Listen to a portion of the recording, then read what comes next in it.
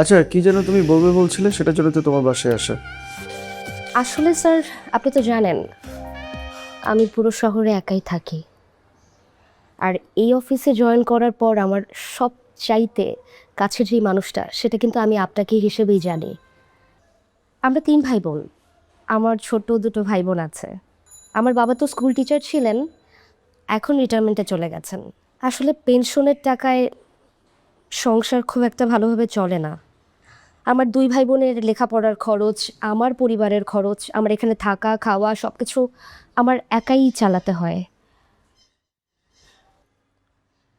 Sir, আপনাকে কি একটা রিকোয়েস্ট করতে পারি?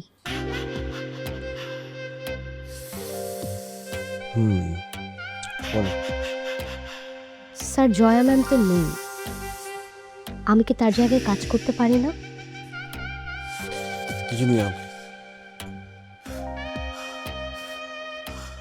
জয় জয়, তুমি কখনো জয় জায়গা নিতে পারবে না, but you can never be Joya. So please, এ ধরনের রিকোয়েস্ট আমার কাছে করবে না। স্যার, আপনি আমাকে ভুল বুঝবেন না। স্যার, আমার এত বছরের ক্যারিয়ার, এত অভিজ্ঞতা, পরিশ্রম, স্যার সেটার কি কোনো মূল্য নেই? স্যার, আপনি কি আমার জন্য এটুকু করতে পারবেন না?